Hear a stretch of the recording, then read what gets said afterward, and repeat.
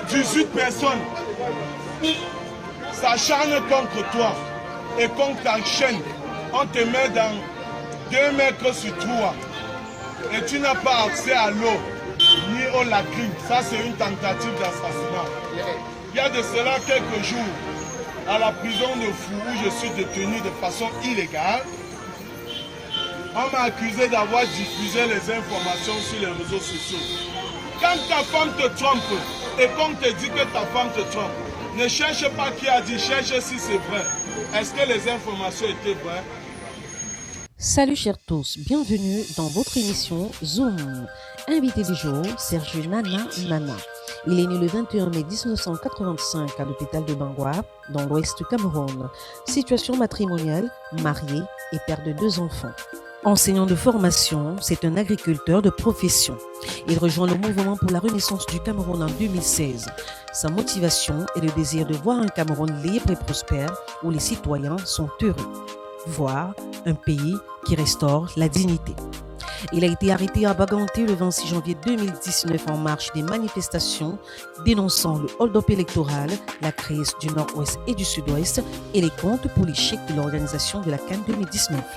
Après avoir séjourné dans plusieurs postes de police, il a été mis en détention provisoire à la prison centrale de Kondengue à Yaoundé. Y étant, le 22 juillet, il assiste à un mouvement d'humeur lancé par ses co-détenus qui se plaignent de la longueur de leur détention sans jugement. Et parce que c'est des moments un peu durs. Durs parce que lorsque vous vous retrouvez en prison dans votre propre pays, alors que vous combattez pour l'amélioration des conditions de vie, c'est quelque chose de douloureux. Le Cameroun n'est pas un État dictatorial. Le Cameroun est simplement un État nazi. Nous sommes déjà dans le nazisme. Donc on ne peut plus dire que c'est la dictature, non. Le Cameroun, le gouvernement utilise l'armée. Le Cameroun, le gouvernement utilise la justice. Et enfin, ils utilisent les gardiens de prison pour nous manœuvrer, pour nous torturer. Mais lorsque vous savez où vous partez, quels que soient les obstacles, cela ne peut rien faire. La densité du feu de brousse ne change rien à la démarche royale de la torture.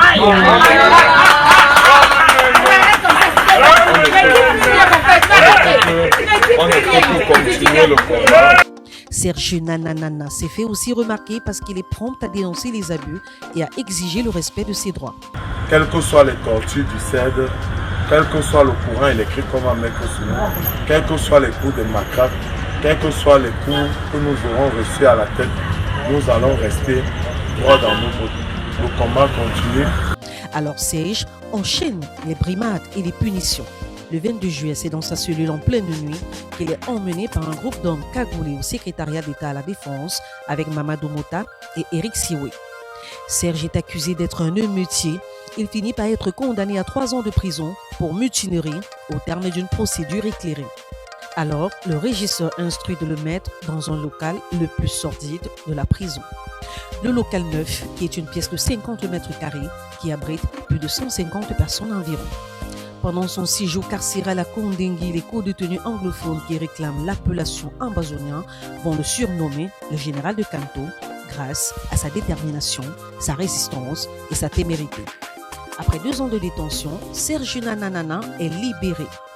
De retour dans son Baganté natal, où ses amis politiques lui ont réservé une entrée triomphale dans la ville, son convoi est stoppé sous prétexte qu'il n'a pas d'autorisation pour gêner la circulation.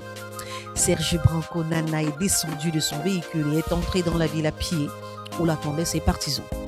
Il est l'invité du Zoom du Prince Tchali.